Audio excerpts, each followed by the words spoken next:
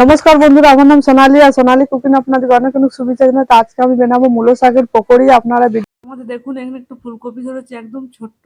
আমি এখন মূলো শাকগুলা তুলে নিচ্ছি। এখানে দেখুন আমার মূলো শাক একদম সবুজ সবুজ টাটকা মূলো শাক। তো এটা আজকে পকোড়ি করব আমরা। তুলে নিচ্ছি টাটকা মূলো শাক। দেখুন অনেক ভালো লাগে আমাদেরকে তুলে রান্না করতে। আমাদের ছোট্ট বাগান থেকে তুলি আর আমরা রান্না করি। দেখুন এই মূলো শাকটা আমি কেটে নিচ্ছি। তো আদা আর লঙ্কা আমি বেটে নিচ্ছি। তারপর আমি মূলো শাকের কুচিগুলো বাটির মধ্যে দিয়ে দিচ্ছি। বেসন দিয়ে দিলাম, হলুদ গুঁড়ো দিয়ে দিলাম, সুজি দিয়ে দিলাম, একটু জিরে। তো বন্ধুরা এখানে আমি দিয়ে দিচ্ছি নুন, জিরে গুঁড়ো,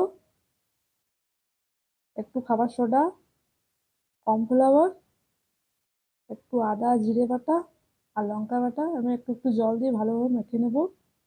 মাখানো হয়ে গেছে। এখন আমি কড়াইটা চাপিয়ে নিচ্ছি। দিয়ে দেবো কড়াইয়ের মধ্যে সাদা তেল।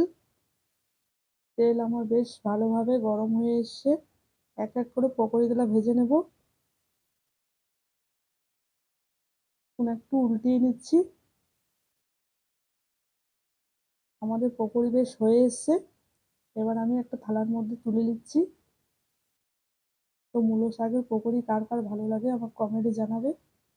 আমাদের তো অনেক ভালো লাগে। তো দেখুন এখানে আমাদের মূলো শাকের পকোড়ি রেডি হয়ে গেছে। চায়ের সাথে খেতে দারুণ লাগবে। তো আপনারা অবশ্যই বাড়িতে ট্রাই করবে, কমেন্টে জানাবে আমাকে কেমন লেগেছে খেতে। তো আমাদের মূলো শাকে একবারে রেডি।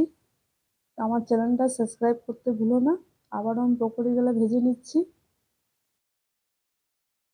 তো বন্ধুরা এই মূলো শাকের পকোড়ি